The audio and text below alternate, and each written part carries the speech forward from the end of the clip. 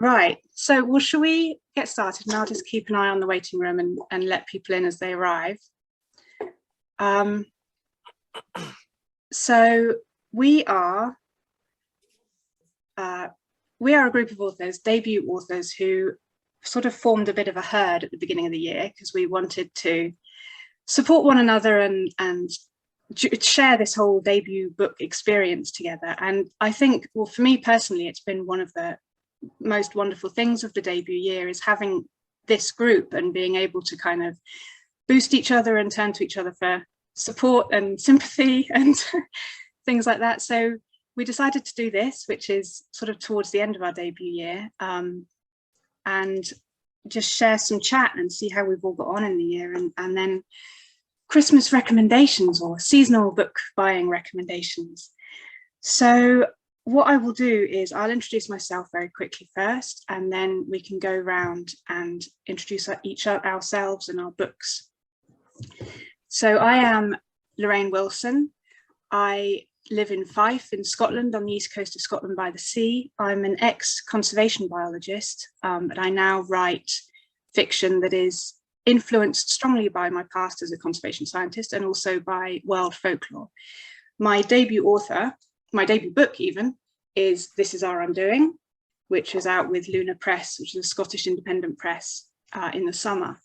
And it is a speculative novel set in a near future Europe, riven by climate change and far-right politics. And it follows my main character, a scientist with a dangerous past. And when an enemy is murdered, she has to try and protect her family. So that's me. Who wants to go next? Shall I nominate? I'm just going to go around my screen. So Simon, you're next on my screen.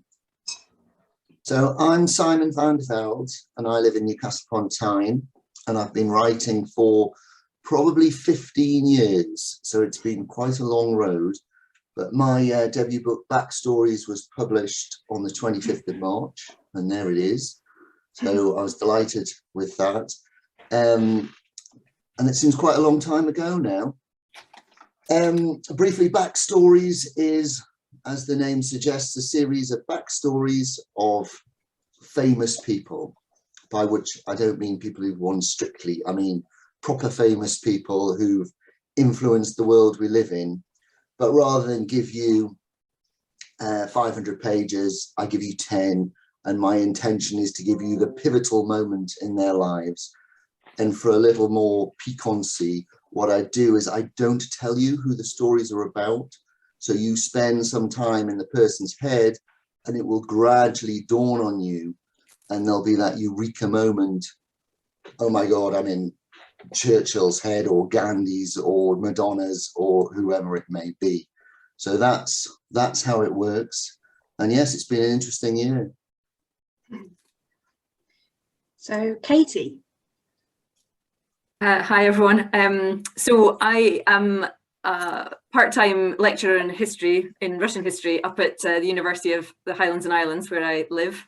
And I decided to branch into fiction writing, drawing on my history profession, and published Blackbird Song this year with an independent press, Stairwell Books. So it's set in the first Russian Revolution of 1905 and follows the lives and loves of 3 socialist students as they join the campaign against the Tsar and realise that joining the revolutionary fight is going to require sacrifices. Good. Ian? Hi there, everyone. My name's Ian Hood, and I live in Cambridge, from Scotland, though. I was born in Glasgow and lived some of my life there. And my book is this good book. And it's published by Renard Press, which is an independent publisher in London. It's the story of 2 art student graduates. Well, I keep saying students, they're graduates, and they're starting their careers at the start of the book, and it leads through 14 years initially of their building careers, and they both become very successful artists, except for when they work together, because one of the artists, Susan Allison, uses Douglas, the other artist who's a conceptual artist, as her model for Christ in a crucifixion scene.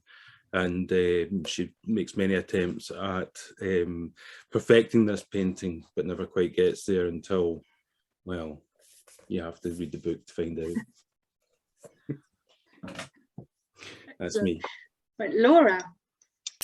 Hi everybody, I'm Laura Davies. I'm down in Brighton on the south coast of England by the sea, which is very nice. I used to be an actor and a theatre director before I turned my hand to writing quite recently, really, so it's all happened quite quickly for me. My debut novel, Daughter of the Shipwreck, which I will now reveal as well, was published in August with Book Couture, who are a digital publisher.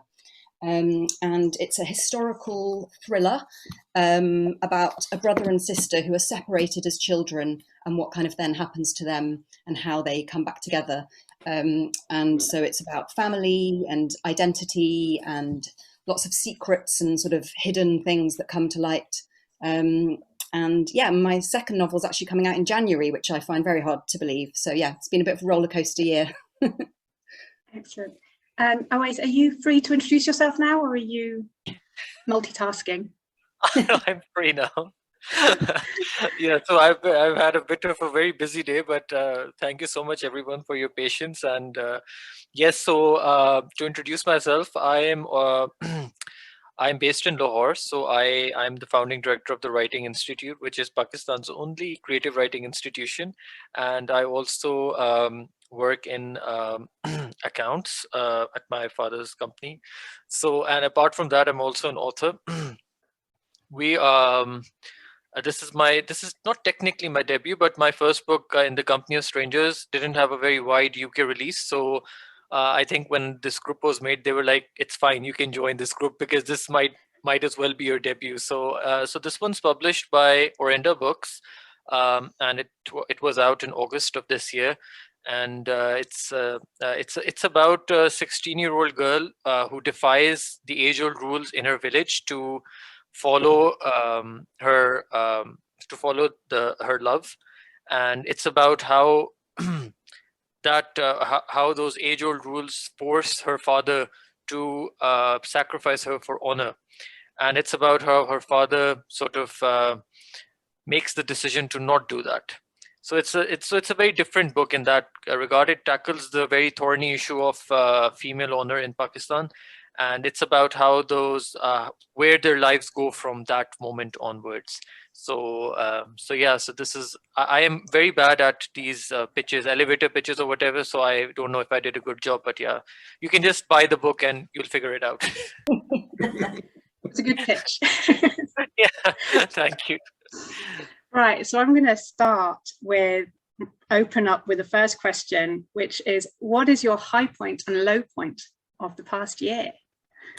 So who wants to dive in with some high points and the hardest moment of the year? Not necessarily your personal life. I can say my lowest point this year was definitely the pandemic and the fact that Pakistan kept on being put on the red list again and again, which sort of ruined my plans of visiting the UK. So yeah, I think that has to be one of the lowest points of my year. So yeah. Yeah, that must have been really tough. You made it to, where did you get to? You made it to Dubai recently, was it? Yes, no. yes. I was there for the Sharjah book fair. Yeah. So it was like living in a bubble because their cases were like 60 cases a day or 50 cases. So it was like basically really non-existent. So that was a really nice 13 days that I spent there. But I mean, now Pakistan is out of the red list, but it seems like my plans aren't aligning now. So hopefully maybe early next year I can visit the UK. So yeah. Yeah, that would be so good to get you over. Be able to meet maybe. Oh yeah. We have to organize a proper group, absolutely, group meeting. Yeah. Will that be the high point then, coming over, or has there been another big moment for you? No, I think that would be my big moment. But yeah, I think No Honor being published was definitely a high point in this of this year. So yeah, it's so. I mean, as you probably know, I mean, it's hard enough for any author to get published or find an agent or whatever.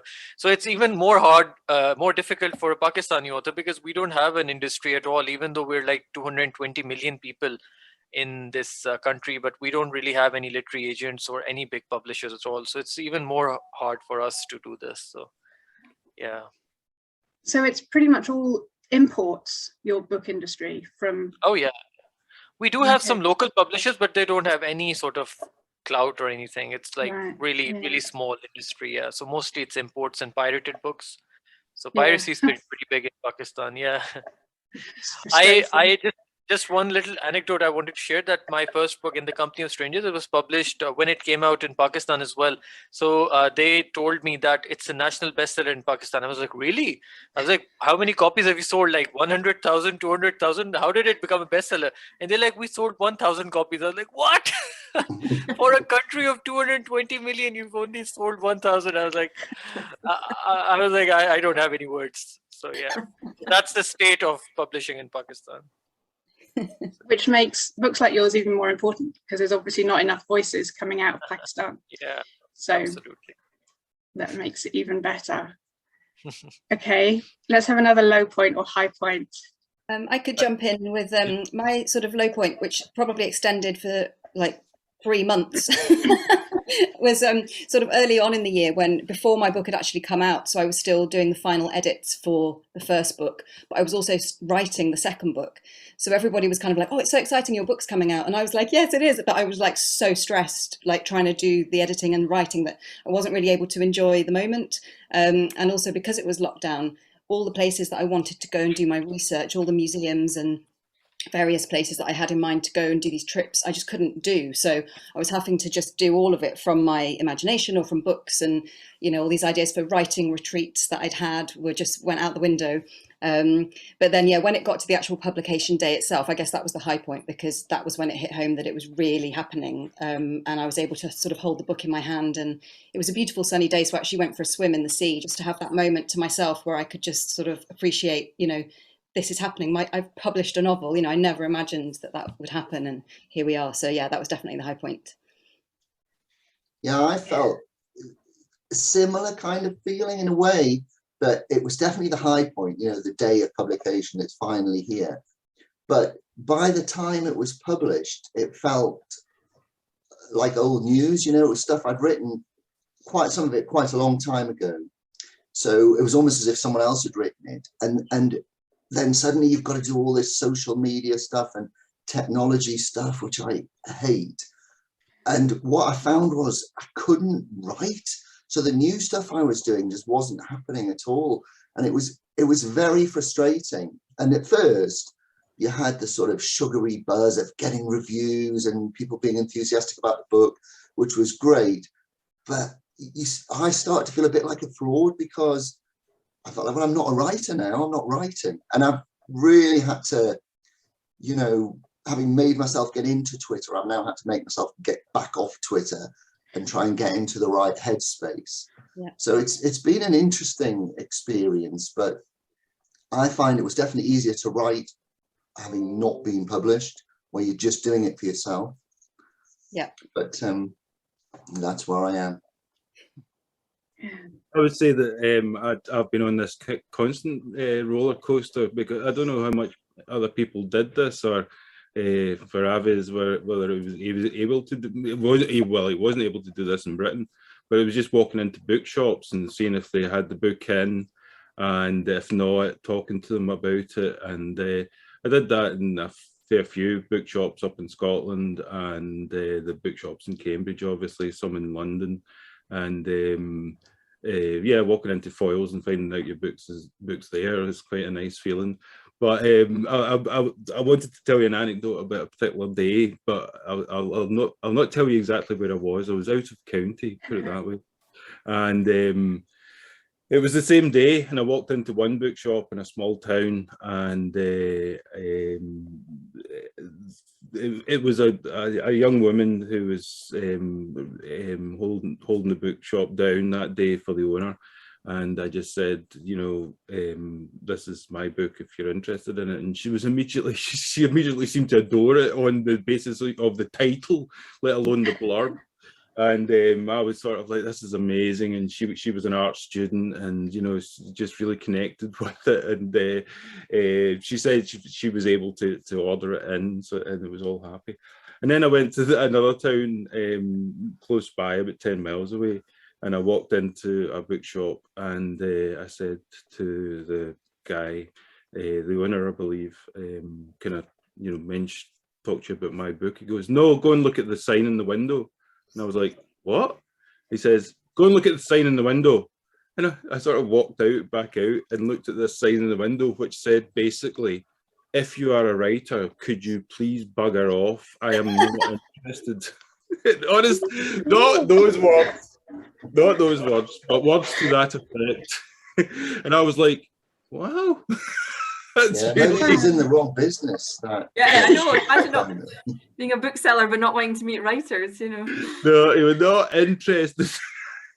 So that was one day, and it was the roller coaster. It was the big dip in the roller coaster.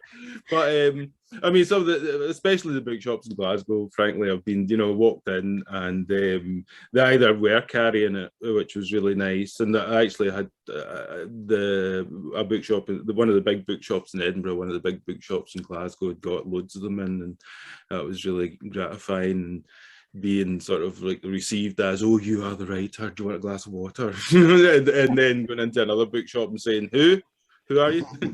Which is fine, that's fine. Being, as we were just discussing before we come on to the recording, you know, being an independent can be, it's a bit cut through, and trying to get those books out there, you know, it's difficult to get those national press reviews, etc. Yeah, I think that's the thing I find continually challenging, is the you know, you put such a tremendous amount of effort into trying to sort of reach out and so on, and then, you know, I don't know, I find I'm quite aware of sort of the inequality of the publishing world, you know, where you know, certain individuals who, you know, potentially have fame from other areas, you know, who are then able to just slip over into the publishing world and plaudits ahoy and you know, full volume attention and so on, where you know, versus us, you know, as hardworking jobbing writers who are sort of really, you know, trying our hardest to sort of find a place. And the thing is, you know, that the world is like that. That's what the world's like in any profession. But when you're sort of dealing with the publicity side of things, I find that quite challenging, to be sort of a voice echoing in the wilderness, or, you know. But I think my high point was I just managed to fit in a local book launch between various lockdowns. And it was lovely to see. I mean, it was so lovely just to have people in a room. I think that was one of the best things about it. But just to have friends and family all together in a room, just to be able to talk about the book, and you know, have one of those pizzazz moments where you know, everyone's got a glass of wine, and you know, it felt lovely to have a moment. How about you, Lorraine? Did you have a high and a low? I think the in-person thing is, I mean, I love the online accessibility, and so I live with disabling illness, so being able to do things online is definitely actually really helpful for me. It means I can do a lot more. But I did go to an event in September, Fantasy Con it's called, so it's a kind of convention for fantasy writers and readers, and I'd never been to a convention before. I'd never been to anything like that before, so I was nervous, but it was my first in-person author event, and I did a signing and a reading and a couple of panels and stuff, and that for me, it was just, book signings are fab, because people kind of come to you and tell you they love your book and ask you to sign it, and it's just like, and then there's drinks and biscuits and stuff. They're just such a good feeling, and that kind of, that buzz. And I was lucky to share the book signing with a couple of other authors from the same press as well, which was nice. So it was a real community feel, and just such a lovely thing to be part of. So that was definitely like, oh my God, I'm a real author. There are people reading my book and liking it, which was really, really good. My low point was probably the lead up to publication, the publication week. We'd organised a book tour, and I won't go into it, but some of the book bloggers were not my readership, shall we say. And that was a bit difficult leading up to publication, to have people going, I didn't understand this book, I don't read this genre, and I didn't get it. And I'm like, well, yeah, because you don't read this genre, and it probably shouldn't have been sent to you. But so that kind of burst the bubble slightly of building up to publication, having that. So I sort of concentrated on being very prosaic about it, and like, your book has to find its readership, and that's really important, and that will happen. There's a readership out there for every book, possibly, maybe. And it has happened, and and that's really wonderful. But it was a little bit of a blow just before publication to have those kinds of reviews coming in. But yeah. Mm-hmm. So, I got really quickly, actually, about a week after publication, a guy, the reviewer in the Glasgow Herald, put out a review for me, which was really, it was a positive review, funnily enough, but I had this feeling that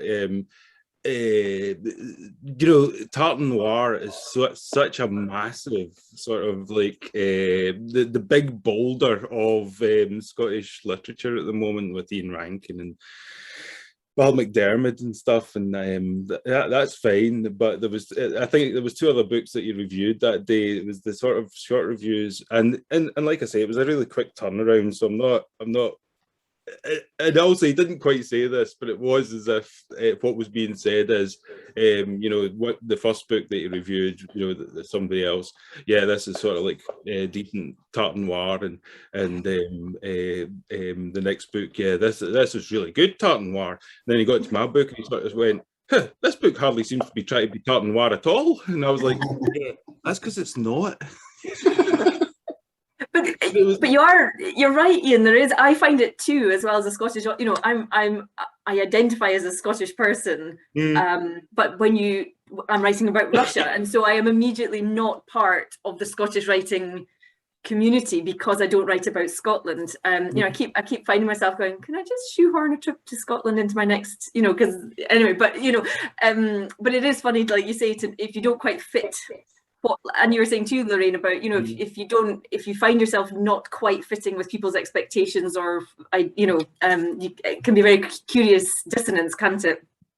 Where you're just not dismissed, but you can't be part of it because you're doing something completely different. And I got that, Katie, I got that with a couple of publishers in Scotland and a couple of agents in Scotland, which is, if you don't go to them with a proposal, this is talking them down, but I can totally see, because it sells like hotcakes. Oh, well, yeah, absolutely, yeah. But if you're not proposing to them a 27, series drunken detective, then they're sort of like, what you saying?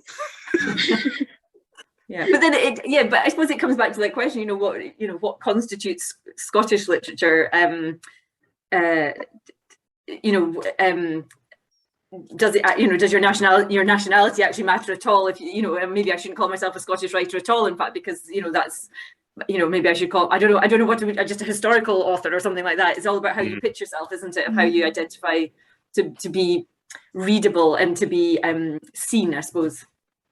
It's actually very interesting, because your discussion about England and Scotland, it leads me to my experience as a Pakistani author, that you see, the UK has around I think 3 million Pakistani expats or something, but you'd be surprised to know that most 95% of my readers are white people.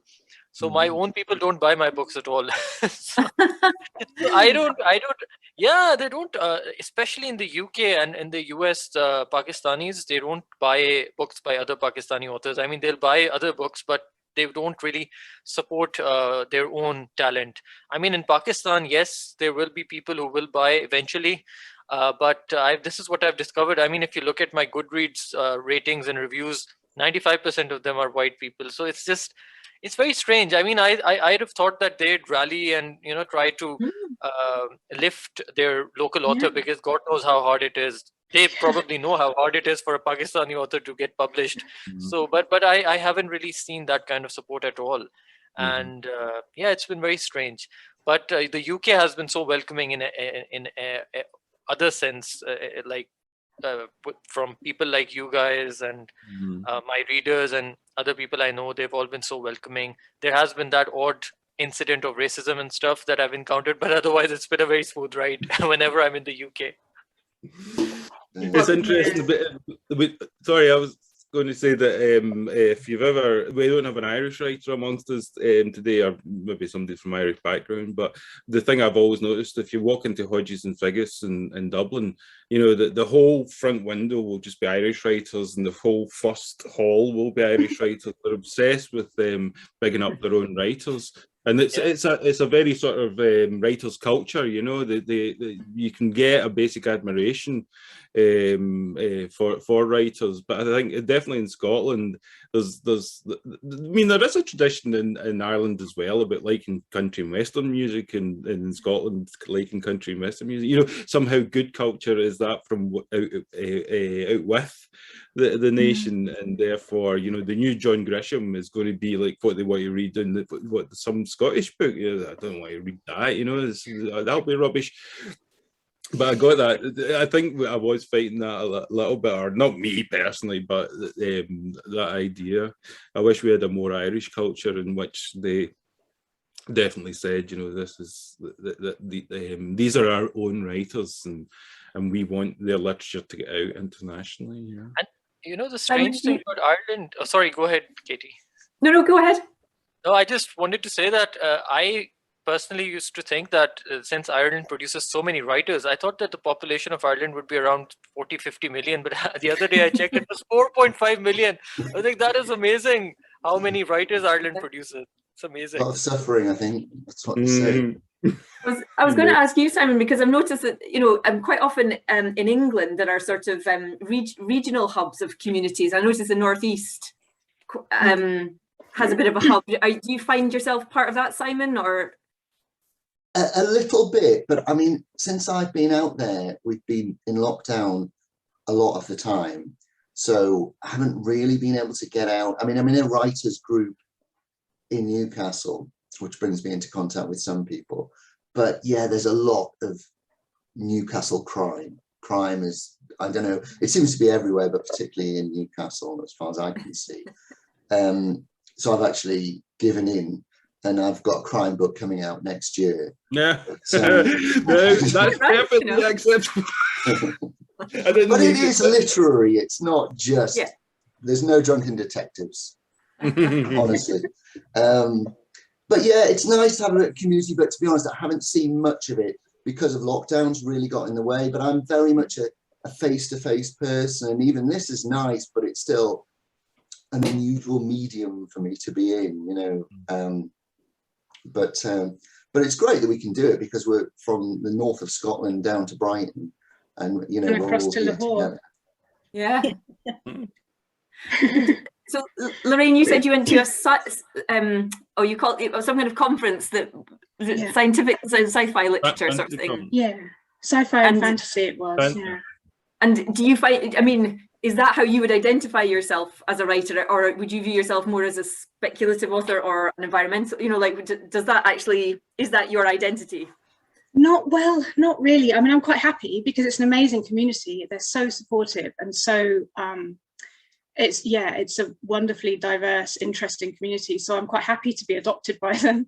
But no, I've got other books that really don't fit into the speculative kind of SFF genre at all. And I've always seen, and This Is Our Undoing is very cross-genre. It's got thriller aspects. There's a murder mystery at the heart. It's very kind of science. There's a lot of science in there and stuff. So it doesn't sit comfortably in any genre really. And that's, I think I always write from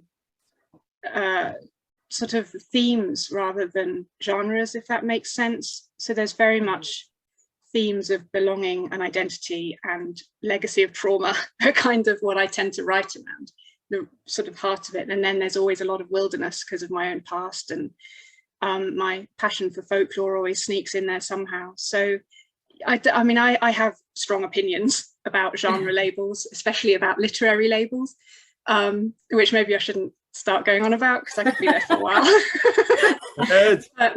but my book is definitely sort of spans genre because I see the commonality for my writing being about themes rather than genres. So Laura, what's it like for you? Are you firmly in the sort of the historical author, or do you find that ebook becomes a community in and of itself? Yeah, a bit of both, really. I mean, the ebook thing is interesting because before I was published, it wasn't a world I really knew much about, and I'm much more the kind of, as a reader, I prefer to have a tangible thing I can hold, and so it was all a bit of a new world to me. And then I realized what a kind of growing world it is and how huge that market is as well, especially in America. So it's been quite an interesting journey finding out about all that. But I think I struggle with genres a bit in that I've never really thought about them before. And then when I was kind of pitching to agents, it was all, you had to sort of know how to pitch your book and how to describe it. And I was like, I don't even know what these genres mean. I just know that I like these books. And, obviously because it's historical fiction, that makes it slightly easy to categorize. It is historical, it's set in the 1820s, that's that. But it's being described as a historical thriller or historical mystery. And I think that's kind of the ideas that I gravitate towards. I've never had an idea set in a contemporary world that I want to write. So I think I'm sort of trying to escape the contemporary world by going back into the past. So I think I've just landed up as a historical fiction writer. But I don't want to be, contained by that. And I think that's one of the things now that people talk about, what's your brand as an author? And I find that a very sort of uncomfortable word to use to describe what is essentially a person or an artist. I find that quite uncomfortable, but that's, I guess, the way it is. But the sort of authors that I've always admired and wanted to emulate, someone like Margaret Atwood or Daphne du Maurier, they wrote across all sorts of genres, some historical, some futuristic, sci-fi, present day. And I'd like to think, not that I'm putting myself in the same category as them, that over my career I would write different things. But for now, I'm very much in the 19th century. So yeah. Okay, so I was thinking about the questions that I've been asked in interviews this year, and one of the ones that's come up a lot is, who was your favourite character to write? But I'm not going to ask you that, because that we've probably all been asked that. So I'm going to ask you, what was the hardest scene in your book to write? And I possibly should have given you prior warning. I'll start first. I'll give you time to think. I'll start first. There was two. There's a scene in my book where my main character gets injured fairly badly. And that was really hard to get right, because I'm in her voice, and writing that level of pain and it sounding realistic is really quite hard. And I edited that scene so many times, and I still don't know if I've got it right, but I found that technically really, really demanding. There's another scene where there's a reveal about my wee boy Kai, and that scene broke my heart, and I had to pluck up a lot of courage to write that scene, because I felt like I was being really mean to my character, and it was emotionally quite taxing. So two very different difficulties, but yeah, they were both really hard to write. So, Katie. No, go ahead, Simon. Go on, right. Well, so as I've said, my book is a series of standalone stories, and the point of it is, I think Lorraine, you were talking about past trauma. That's a big part of it. It's about people overcoming difficulties to become what they are. So, and it's a point of the story, is that the point of the book, that the stories are diverse. So as a result of that, I write white men, women, black men, black women, etc., which is controversial in itself. My take on it is, without getting into it in too much detail, is if you want to try and do that, you've got a responsibility to do it well. So there's a particular story that was written from the point of view of a black woman in the first person, and I was just very conscious of the responsibility that went with doing that, and wrote it and threw it away and got it out again and wrote it again, and to be honest, bottled it a bit and needed half a dozen people telling me, no, it's okay, it's good, you can do that, and eventually it is included in the stories. But that was it was just the self-doubt of it, which is a bugger, basically, that gets in. And once it gets in there, it's quite hard to deal with. But I found it really interesting. I'm pleased with it. Yeah, Simon, I found it a really interesting plunge, because as the first story, even if you know very little about the writer themselves, I knew you were English and, you know, from the Northeast and some basic stuff like that, but I didn't know the structures of how the stories, what the backstories were, the backstories of, and you're plunged into this kind of New York dialect and stuff like that. It's a really interesting, but it feels like jumping into the plunge pool after the sauna, you know. It's quite a sort of shock, but then of course you get into the thing. It's great. Well, thank you. Yeah.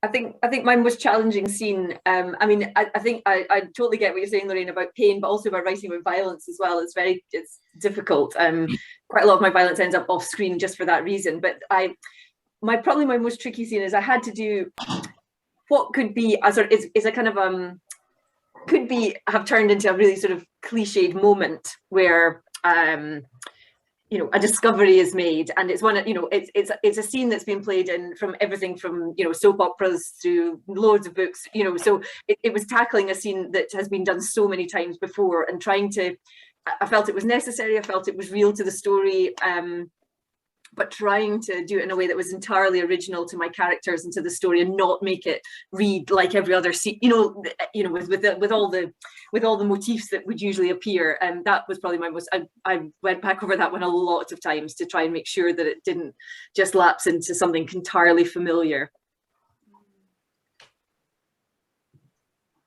There's a scene that. Oh, no, go on. No, you go ahead, Laura. Okay, I was going to say, mine's sort of a bit similar to Lorraine's, what you said about sort of seeing your character go through something painful. And the original ending of my book was very sad. And I actually, every time I wrote or edited it, I would literally just cry while doing it. I'd just be at my computer just like, because I just kind of couldn't bear what I was doing, but it felt right for the story somehow. But then I was really delighted when then my publisher said, the ending is way too tragic, like you can't do that to the readers, like it's just too much. And she was like, please, can you change it? And actually I had another idea for an ending which wasn't quite as bleak, so I was actually really relieved that she said that, and I was like, yes, I can, you know, I can change it. Yeah. So I went back and I did it. So obviously it was interesting that she picked up on that as well, and so I was a lot happier that it wasn't quite so bad for my character at the end. I would have found that so hard if, you know, for the publisher to come and say, change it, especially the ending, but you obviously dealt with it beautifully. So. Well, luckily it was the only thing really that they wanted to change, and I was kind of expecting that there might be a lot more, you know. I didn't know, I thought they might want to sort of do all sorts, but when she said that, and because it was something I already had thought about, I was really happy to make that change. So yeah, it worked out all right in the end. The scene that I don't know about the hardest to write, but the scene that I rewrote the most, apart from the fact that it was the first scene I wrote, is the opening scene. And then every time I did a rewrite, I rewrote the opening scene, so it just got rewritten and rewritten. Every time I opened up the document, it got rewritten again. So that was definitely the one that got rewritten, and hopefully it shows some of that, but the work of the polish. But the interesting anecdote about the publication of the book was that I'd always been vaguely dissatisfied with the last sentence, and it was honestly like the 27th of June or something like that, and the book was being published on the 30th and it was to be sent to the printers, and it was like the publisher and I were just sort of like he says, you know, we'll need to, it must have been before that, 24th or something like that, and he says we need to send the 27th, you know, if it's going to be printed up on the 30th and out.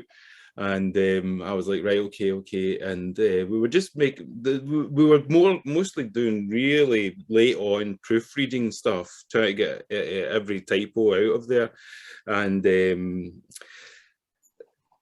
but gnawing away at me was this idea that the last sentence was just wrong. It was just weak. It didn't serve its purpose, and it was like, like we've got 10 minutes to go now before we have to send it, and I just did this rewrite of the last sentence and sent it off, and that's the last sentence that's in the published copy. So oh, that's brilliant. High pressure. Yeah, Oh, I it's don't think it. I hope it actually shows that sort of like just poof, Hopefully it's a little magic trick at the end, that just shows this. It wasn't expected and it's spontaneous. Yeah. Oh, I see. Your book starts with quite a difficult scene. Yeah. Was that?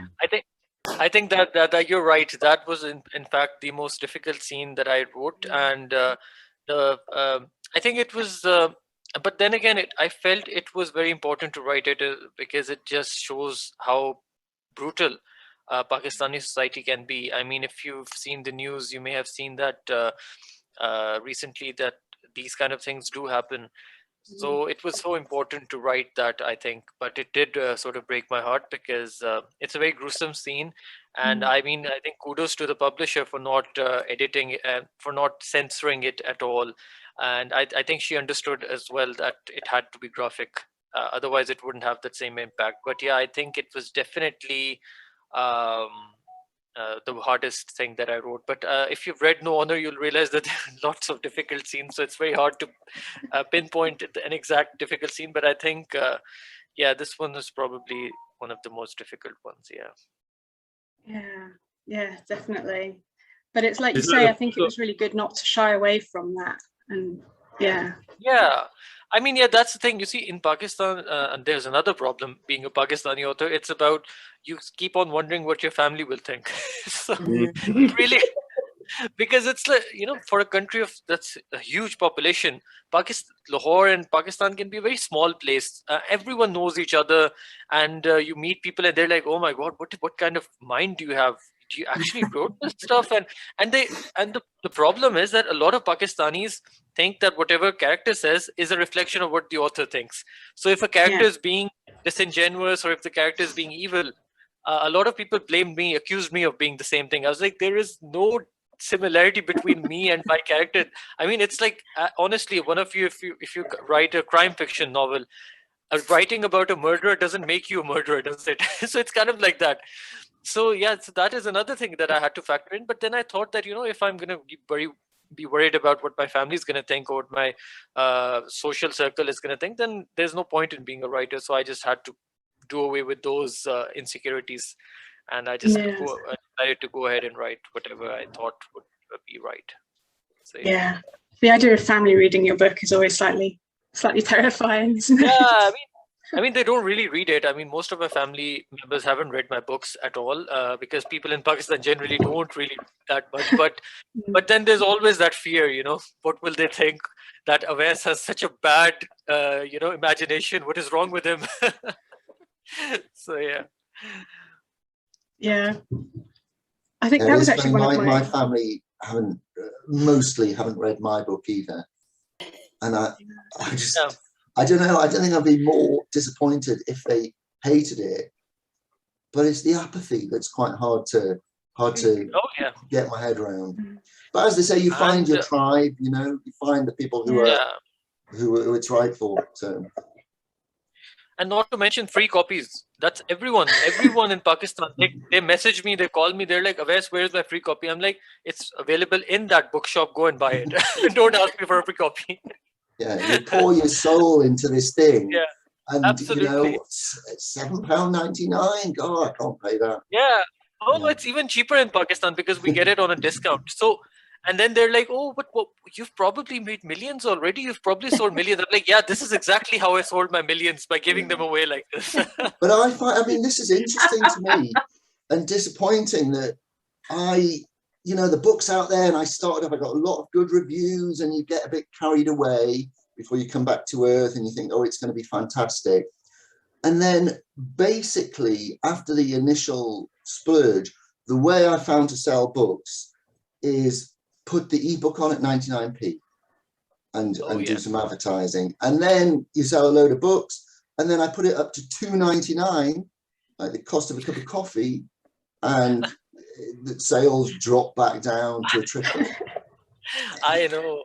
It's really spoiled. I think the 99p offers have really spoiled readers. And I'll tell you a little trick though, a little inside secret that if you want, I think Facebook is a great way of advertising your books.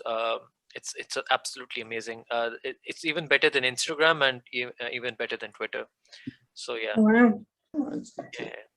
I mean, what's great about your book is it's such a clear thing that I know exactly what it's about at the outset, and it's something that you hear in the news in Britain. It comes up every couple of years, something happens, which seems, from the point of view of, an ignorant point of view, it's just crazy. So it's great then, here's a book that will give me an insight into what it is, which is exactly what you do. So I know, it was an easy book to pick up. Problem with my book is I can't even tell you who it's about because that would spoil it. Oh yeah, that's true. But I love the cover though. The cover is absolutely stunning. I mean, it's one of the best covers I've seen in this year, I think. Yeah. Oh, I've just realised, Simon, that when I put up saying I really enjoyed the X-person story, that was a spoiler. Sorry about that, mate. Sorry. Okay, so the time has flown. So should we move on to book recommendations, or are there any other questions, any other things people think we should talk about? I think a book recommendation would be a good way of, it's always good to hear what writers read, I think, just to see. Yeah. Yeah, definitely. Okay, so let's start with what you would recommend for somebody who likes thrillers. And when I'm talking about genres, I'm including everything from contemporary to literary. So it can be as highbrow or lowbrow, although I object to those terms as well, as you like. So anything thriller-ish, what would you recommend? So I absolutely loved, the thing I loved the most this year was American Dirt, which I don't know if anybody's read, but I've read it. I think it's great. And it's basically somebody trying to escape from drug gangs in South America to get to American Dirt, which is, the promised land and safety. And it's 100 miles an hour from start to finish. And of course, it's talking again, a bit like No Honor, about something so important that, this is what's going on the other side of Donald Trump's wall. And I think, and it's, of course, the devil's in the detail. It's just so well done. It grips you from start to finish. And maybe it shouldn't matter so much, but it mattered to me or it helped me relate, because the woman in it, she's got a son she's got to take with, so that adds pathos. And she's living this very safe, she's middle-class life, she's educated. And maybe like these things shouldn't matter, but it made her very relatable, so that when she's plunged into this awful situation, you're just absolutely with her, not in a sympathetic way, but in an empathetic way. Really, I felt I was really there. So there was that, and very briefly, Underground Railroad, which I read last year, which was similar feeling of you just terrified from start to finish. So those are my top thrillers, I would say. Excellent. I've got a couple of thriller recommendations, which are both people, I'm cheating, they're both people I know and love. So we have Jasmines, who's one of our debuts, and this was a crime Sunday Times thriller of the month. And it starts with a woman hanging off a lighthouse, and she can't remember how she got there, and it's based in Cornwall, and it's just fantastic.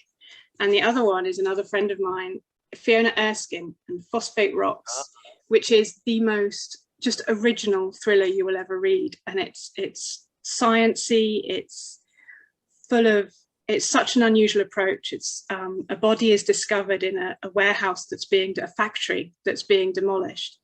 And they have to work out who the body is by various clues that are various items, 10 objects that are found around the body. And it's such a innovative story format. It's just bizarre and wonderful. So those would be my two.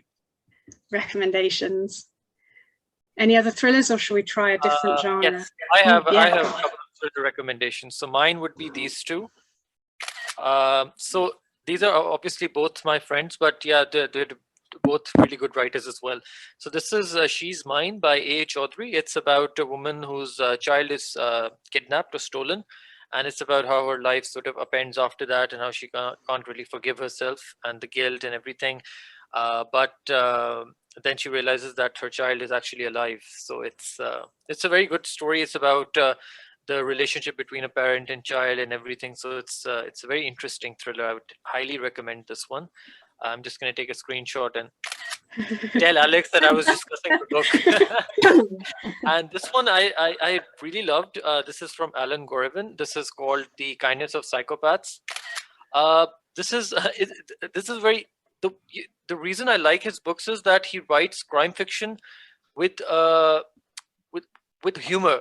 So there's a sense of humor to his in all of his books. So that's what makes his books very unique. So this is about an online forum where you can basically get whatever you need anonymously, and there's a woman who wants to get her boyfriend killed, and it's about how, but then she sort of wants to go back and renege on it, but then it's too late for that. So it's about that. It's a very fast-paced book, and I literally read it in a few hours. It was really, really compelling. So that's why I have these two as two of my favorite thrillers. So yeah. They sound good. I'll have to check them out. Oh yeah, absolutely. You love them. So how about historical fiction? We've got three historical fiction writers. How about... I'll jump in with my my recommendation for historical fiction would be, I don't know if any of you know Antonia Hodgson. It's a series of books, the Thomas Hawkins books. And I have to say they were a real inspiration to me in kind of getting started as a writer, because I thought I just want to write stuff like this. It's like really page turner, but with so much historical detail and brilliant characters. So it follows Thomas Hawkins. There are 4 books. The 4th one has just come out. The first one is The Devil in the Marshalsea, set in the Marshalsea prison, and they're 18th century. And they've got humour. They've got so much adventure, so much mystery, and yeah, they're great. So I really recommend that series. Mine, without a shadow of a doubt, is any work by Natasha Pulley. So she sets things in a historical time period, but she adds a bit of magical realism in, and I just love the way that she sort of seamlessly brings magic into the past, and it seems absolutely convincing that this is what 19th century London is like, or South America, and yeah, she had, her books are sort of, they're page turners in the sense of sort of the pace is actually usually quite slow, but just intensely gripping. She just has this way with characters and unfolding a story where there is peril and danger, but it moves gradually, and yeah, so she would be my recommendation.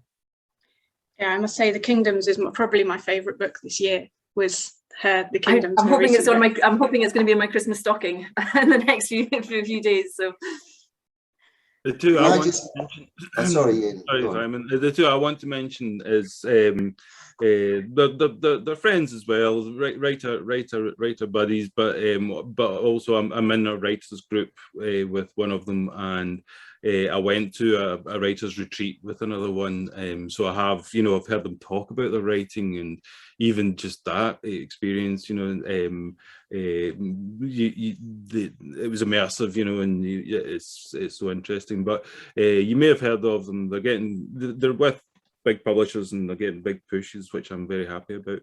And that's Melissa Fu's Peach Blossom Spring, which is set in the Mao years of China, amongst a nationalist family who have to go on the run to escape the communist takeover.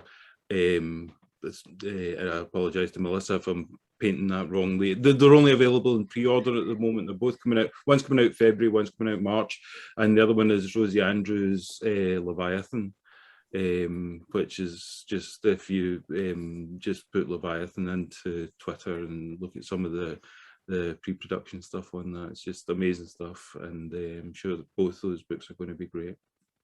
They sound good. I've got another, I'm kind of cheating with this as a historical fiction recommendation, but it's on my Kindle, so the cover doesn't show very well, but that's Ariadne, Jennifer Saint's Ariadne, which is, so I am slightly cheating because it's a Greek myth, so I'm not sure that counts as historical strictly, but I love it. I really enjoy it. I love these retellings that center the women in the story. Are just fascinating to me because we're so used to the male-centered versions of a lot of folklore. So, and this was a beautiful example of that subgenre, I think. So I really enjoyed that. So, yeah. Can I just skip there from the Greeks to the Romans? Because I just want to, not that he needs any support from me, but Robert Harris's Cicero trilogy. I don't know if anyone's read that, but it's just so brilliant. I read it during the height of Trump time, and I just thought it's exactly the same. Julius Caesar as Trump and Cicero as sort of the voice of democracy. And it was just, it was just so vivid and so real. And it just made me, drove home the point that the nature of people and politics has not changed at all. And obviously the frailty of the system. You're doing quite well at remembering Trump, Simon. I've been doing all my time since he left office to try to forget him. Don't you find it forget?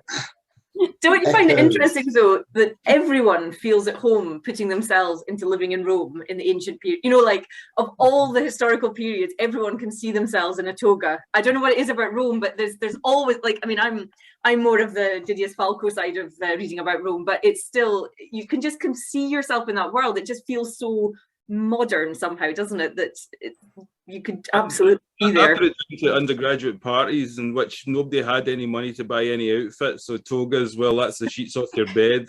Yeah. End of story. And nobody imagines that they would be a slave in the Roman era, obviously, either. I mean, you'd always be, tended to rather than a tender. But yeah. But they had a hell of an influence, didn't they? I mean, I was taught Latin at school. Well, yeah, that alone, yeah. That's just, again, that's an echo of 2,000 years. Yeah. So hopefully we won't still be talking about Trump in 2,000 years. Oh God, no, they'll save us, yeah. He's not. Like you, Ian, I'm trying to forget him as much as possible. Okay, so what other genres have we got suggestions for? I could do, or well, how about SFF and horror and gothic horror and anything that falls into that kind of slightly fantastical, ghosty or magical genre. It's one of the genres I read a lot of, so I've got about 20 million books I could recommend. But one of my favorites was this one, which is One Sky Day by Leone Ross, which is just so weird, and it's funny, and it's beautifully told, and it's set in a that has some sort of African mythology stuff, and I can't remember it's set on an island, but I can't remember what it's called, but it's completely fantastical and very, very odd and very funny.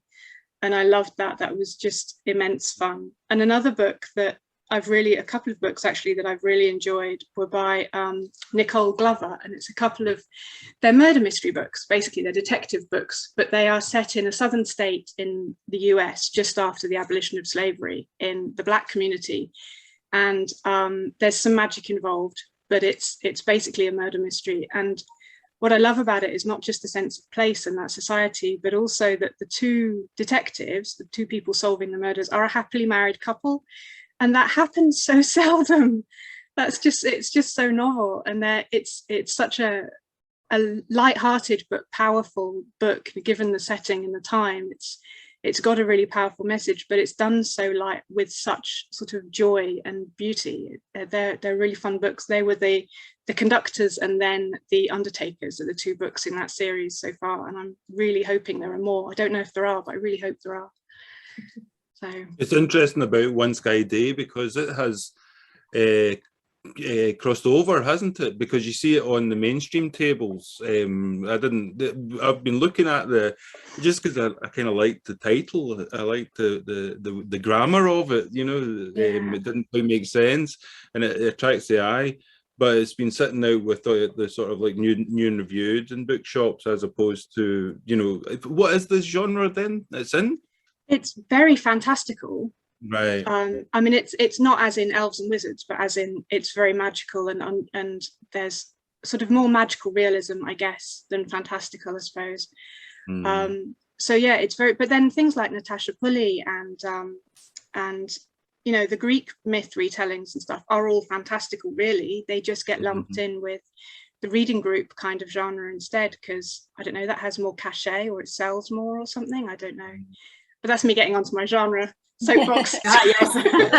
Well, I'm quite interested, Lorraine. What is your genre soapbox? Because I definitely, you know, since not that I thought that I'd get into them, that wasn't going to happen, but the roundup of the years, best crime books, best horror books, mine couldn't have fitted into any of them. No. And romance often gets dropped off completely. So, well, one of my issues is with the idea of literary being a separate genre, where it's not. It's an assessment of a subjective measure of prose, your approach to prose. It's not a measure of genre at all. So, and I think a lot of books blend genres, and a lot of the decisions about how to market a book is based on where a publisher thinks it will sell best, rather than what the actual content of the book is.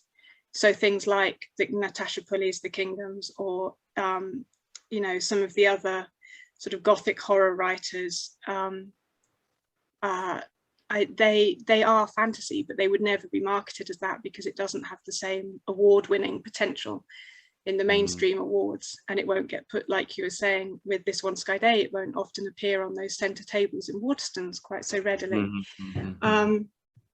And I think there are commercial and literary as a spectrum, and it exists within every single genre of storytelling.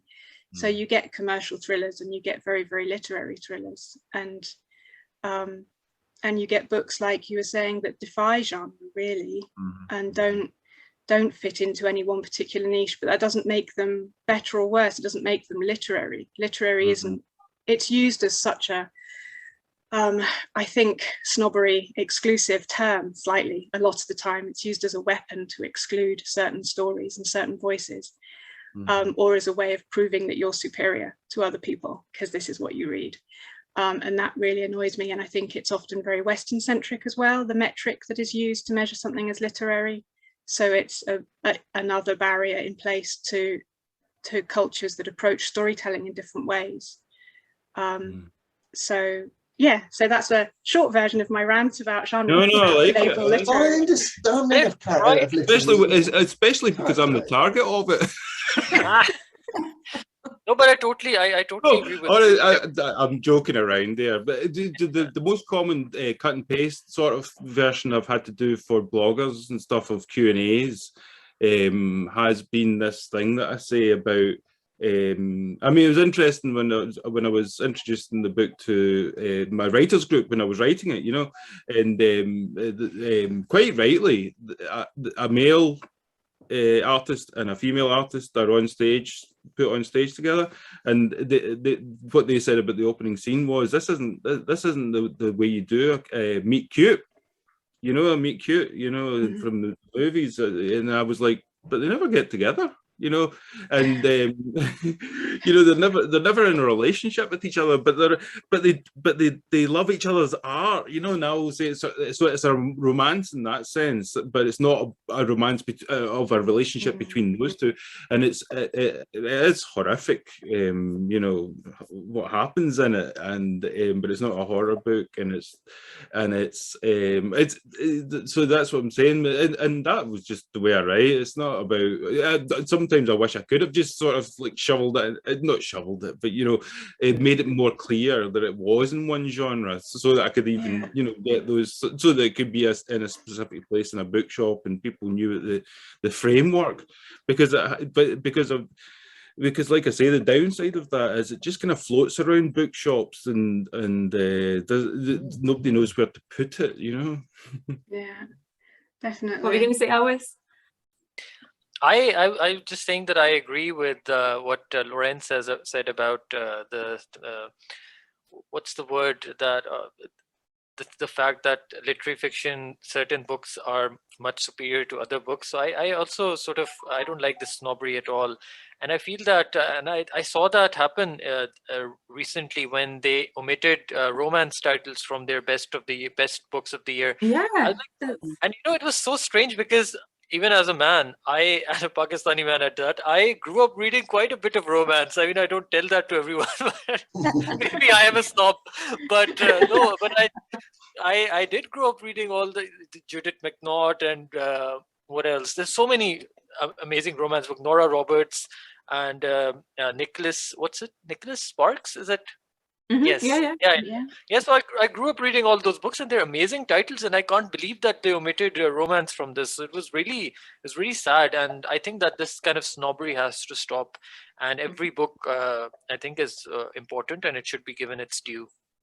So yeah, definitely. And that's one of the things I love about young adult fiction, actually, is it's the genre, if you like, where diversity is improving best, and approach to not just diversity of characters, but diversity of authors, making it in. There's still a long way to go, but there is so much more openness in the youth, shall we say, and the youth market. And how liberating to just be a young adult writer. That means that anything, any genre, any style, any mix of genres goes because you can say that for young adults, and then that that's very. I imagine that's very freeing.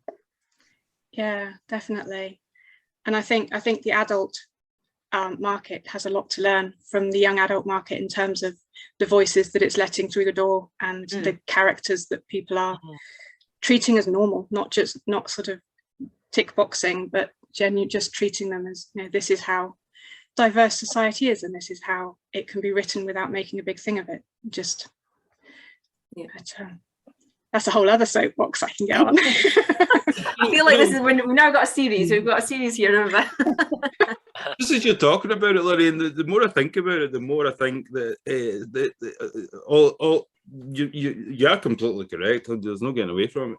But it's more about covers than it is about what's actually inside books. It's just like the Jeanette Winterston, burning her own books because they kind of she said they'd feminized, her stories and made them kind of like chick lit or whatever it was that she was. I mean, not that I'm saying she was wrong. She was right. She's a writer. She should have some sort of say in that. But it is more about covers than it is actually about books. It comes back to the whole frustrating thing of you put so much into it, and what have people got to go on the cover, the blurb on the back, if you can even get that in front of them? And it's all about getting it in front of them. And then what I've found is it's all about what can I get for 99p? Mm-hmm.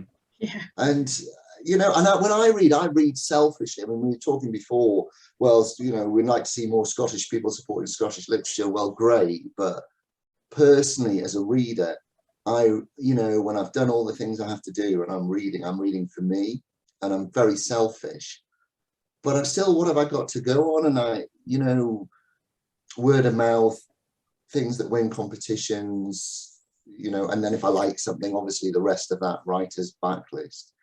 But it is very interesting because you're trying to reach people and second guess what the public might want. But how do we know? And all you can tell, this is basically what it's about, but the devil is in the detail. It's how is it done? So I don't know what the answers are. Cover art is very, very important, definitely. Just talking about young adult, I'm just going to make a last recommendation because she's amazing. Talking about young adult fiction and diversity in fiction, there's The Theft of Sunlight by Intisar Kanani. I don't know I hope I'm pronouncing her name right, which is fantastical, and it's brilliant, and it's got a disabled brown main character, and it's done beautifully, and it's great. And there was another, Chloe Gong wrote Romeo and Juliet retelling based in 1920s Shanghai, which was fab, and it's full of gangs, the tension between the Russian, the French and the English and the Shanghaiese, and sort of gang warfare, and then a random monster that appears as well out of the river. And yeah, it's just a beautiful retelling, really fun, and really made me want to be a gang member in Shanghai, even though I wouldn't last a day. So has anybody got any other recommendations of any genre that we've not mentioned? Any suggestions? No, I think we're done for today, I think. So thank you for listening, and I hope some of that was interesting and useful, and hopefully see you soon. Bye. Thanks. Goodbye. Bye.